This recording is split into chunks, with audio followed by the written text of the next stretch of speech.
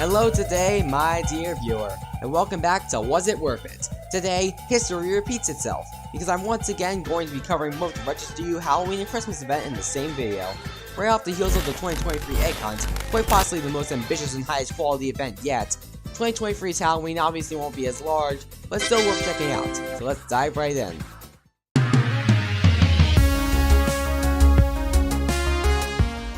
Firstly, there is something very important I have to address. They brought back UmberHallow, and he actually does something interesting. They set him up for future events, with him using you to help him beyond his cage, as he and Vlad basically set up a future conflict between you and monsters. The former gets you to spread the word to the monsters that they're getting the band back together, and the latter makes you remove stakes to allow monsters and humans to coexist, as they've been basically exiled and discriminated against due to UmberHallow's top fuckery last year. So yeah, they actually add some continuity and give UmberHallow a bigger presence in the lore. Oh yeah, and they also brought back the Needle Girl because everyone was obsessed with her. So yeah, just wanted to use this time as an excuse to say to the event team, you better do him justice next year. So, the actual game. Yeah, let's get to that part. Now, while I don't think this game is as good in terms of atmosphere and building as the event before it, it's still phenomenal and definitely stands on its own 2 feet. Seriously, the event team is incapable of making a bad looking game. So, what's there to love? Well, first, while there is some complexity to the building, it still never strays away from the simple building of the past, which makes it look pleasing and like it's painting a big, but still very much clear picture. The lobby does this best, it has the right amount of detail in all the best spots to give a good first impression for what's to come. It's compact but not trying to squeeze the life out of you. The neighborhoods, along with the nice looking houses and trees, have all the decorations from last year's Halloween event, which give it a lot more charm and life. Sure, it's reusing assets, but hey, if it ain't broke, don't fix it. One of my smaller complaints from last year is that the lights were a bit too sickeningly orange, which this year fixes. The lights that were given lead to all the important areas, and the lighting itself is very diverse and colorful.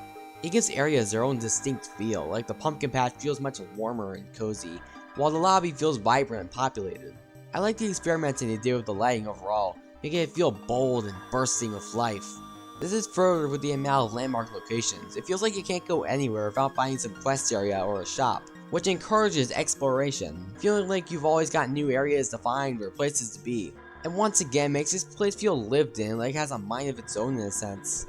However, the world here could really benefit from NPCs, as the world feels lived in every aspect except for the people. All we got are the clients for the fortune teller quest and the quest giving NPCs, which aren't too subtle about it. I understand why this may be, as to not confuse people about which NPCs do what, and also that maybe they thought all the people playing would make up for it, but I think just having trick-or-treaters or the occasional random NPC with some quips to make would enhance the atmosphere and the chilled out world we got here, instead of it just feeling empty, and by far one of the most important aspects in avoiding this exact thing. Minor complaints aside, this game still looks gorgeous and feels just fun to walk around seeing every little area.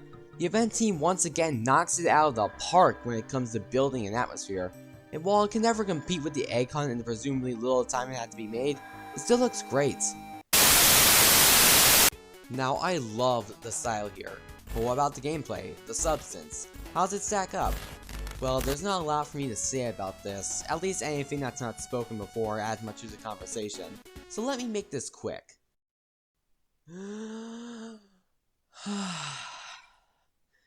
Alright, I've failed this before, but not this time.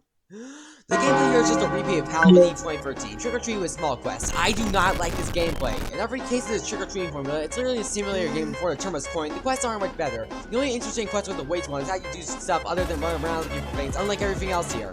The crow mini game was the only RD here, but it was a boring waste of time, so does it really count? Everything else like the ghost hunter, spider, or headless corpse quest was just the same thing with a boring or annoying gimmick. Even the fortune teller one was the best fetch quest as they made you actually use your brain to decide your first fight with itch, which is the same gameplay loop at its core. There's no stand-down moments or anything interesting to say. Overall, the gameplay is boring and unmemorable, with little to spice it up or make it otherwise worthwhile. I understand that the event team had little time to make, well, anything after they dropped the Egg Hunt and had to quickly scramble to make another 2 games. But that doesn't negate the fact that the gameplay here is simply lacking in cookie cutter. It's basically a repeat of Curse of Ghost Theory, but with a lot more fetch quests. But the game still looks great, and I applaud the event team for still being able to make high quality maps in such a short amount of time. So, Halloween 2023 was simply lacking and felt like it wasn't complete, because it wasn't. We were supposed to get a paintball game along with a paintball tournament, however they probably just didn't have enough time and so delayed it for Christmas. The gameplay still just sucked though. Everything aside from one quest was a gimmick or basic obstacles, nothing to really hook you in. Overall, it's quite style over substance. So, let's see if Xmas does us any better.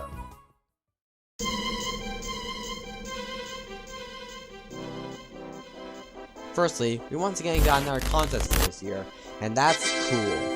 That's all I have to say about that. For this year we got GiftSplosion, another type of event from ye olden days. For what it's worth, I actually had quite a bit of fun with this. The gifts would have clues in the description just like the actual event, and so we got the entire community together to try to figure out what to do. I remember figuring out a gift or two on my own, and yeah, it felt rewarding and fun. It served its purpose as a bit of a tour of the RetroStudio's website, showing off everything the engine has to offer, which I found quite nice. More specifically, I like the starry gift of Winter Midnight, ugly gift of frustrated performance, and Santa's gift of Winter Stronghold. These gifts force you to mess around the studio for a little bit, and doing so is a memorable experience. I also have to say that I loved Venus Star 7 Zombie Tower's inclusion for the Badger gift. As while Bleak Winter is quite linear and cramped, it was still a fun level that I enjoyed playing through. The event in general has that nostalgic factor and the novelty that comes with the whole community hunt aspect, which redeems the event in some aspects. However, I have to admit, the rest of this is, well, boring. The gifts themselves are oftentimes painfully easy. There's little going on when doing them, leading to boredom. Like the RBC gift of appreciation, for example. This is more than halfway through the event, and yet all the gift is just type in a promo code. This left me feeling bored, as if you're not willing to use up hours of your time to discover everything yourself, which can be very tedious, you'll find these are very straightforward. You don't really find out how to get the gift, the community does, so most just look up the tutorial and nothing is gained. The first half of the event really did not impress. I mean, we got small novelties and that was kinda it. Nothing really sticks out or forces the community to search harder, you know? They also had us do another Eggman style prize, which I really don't like, since you're just stalking admins waiting for them to join a game. The most frustrating gift had to be the Badger's gift, as it falls into the trap of literally every other developer-made quest. You have everyone at a different spot in terms of completion. Combine that with people just trying to play the game, and you get a disaster of everyone wanting different things, causing constant chaos, and not the good kind. In fact, we even got a taste test with Murder, which had its event released days before the event started. You had to get 6 whole badges. One of them had to be from winning a specific game mode. You're just running around and dying over and over until either a special game mode is picked and or you get the murderer or sheriff. So you're just doing the same thing over and over and over again, hoping for you to get lucky. Then you can have your shot at getting a badge. I was stuck in that game for hours and it was not fun. I had the patience to beat it, of course, but it was still a pretty miserable experience. The others didn't fare much better. Aside from Zombie Tower, we love you, Daily Star 7. Though chair racing did better, as it had the event map be pretty easy, and from what I've heard had increased chances on getting said event map. Hypnoglyph had you waiting for the maps that held the objectives to be picked. But since everyone was doing the list in their own order, I was basically doing the same 1 or 2 maps over and over again, and not the one I needed. All I really thought about when playing was that unfortunately kids would just take the badge and never come back like they always do in these quests. Since the game itself was slow, and if you died early, well, tough luck. Have fun waiting around for upwards of 5 minutes. In fact, a ton of people would just dislike the games, meaning it would take more players to get on the front page. So really, what's the point of promoting developers if you're just gonna end up shooting them in the foot as well? The floor is lava fall into the same trap, forcing you to wait until the special map comes. Or it would've if they didn't have a feature to literally skip that part and get the special map immediately. Which I think says a lot about how flawed this design is. Most of the time you're just waiting for the special map or your chance to nab the prize instead of constantly running around looking for stuff. But enough about that. Who the hell thought it was a good idea to make a gift that just forces you to spend Retrobucks, or be a veteran or have a ton of limited items? Like, what was the point of that? Where's the challenge? Speaking of Retrobucks, why are these gifts so damn expensive? An event team member says because of the objective and the item inside.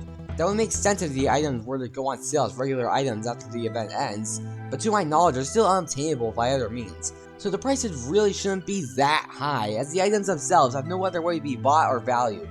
And really, who is gonna pay nearly 8,000 Retrobucks on an item they could get for free by following one of the dozens of tutorials and doing 5 minutes of work in the studio? Like, is it just to deter people from not doing the quest and missing out on the fun? Seriously, what's going on here? It also didn't help that for the first hour or 2 of these gifts launching, no one could get them because they were broken as shit. Like, at least for the first 4 days, a lot of people could do the objectives over and over again and still not get a gift. So what happened? Were the testers just stupid? Well, as a tester myself, no, they just didn't let us test the fucking gifts. Like, they had a bunch of people willing and ready to test these to see if they work, and they just didn't. No shit the gifts are gonna be broken when there's no one to break them before the floodgates open. Overall, this event just felt like they had nothing planned after Hallows Eve kinda fell apart. So they just said, let's do a GiftSplosion, because nostalgia. But instead of looking at the flaws of GiftSplosions and improving upon them while also avoiding their pitfalls, they just ported the GiftSplosion into RetroStudio for a few people that would actually remember it, while also pouring all the problems of GiftSplosions along with it. Maybe I just don't like GiftSplosions in general. After all, this was my first time with one.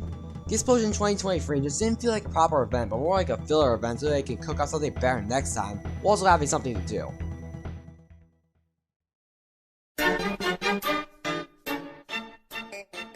So, were these events worth it? Well, despite everything, I still found both of them to be enjoyable. Although I only found them to be moderately good, they still did their job well, I guess. And the prize is more to make up for the trouble, especially in the case of GiftSplosion. So, where do these events go on the tier list? Well, Hallows Eve 2023 was fun to explore and had its moments, so it'll go above boss battles but below Cris' theory, as that didn't waste much time and had some neat bosses to go along with it.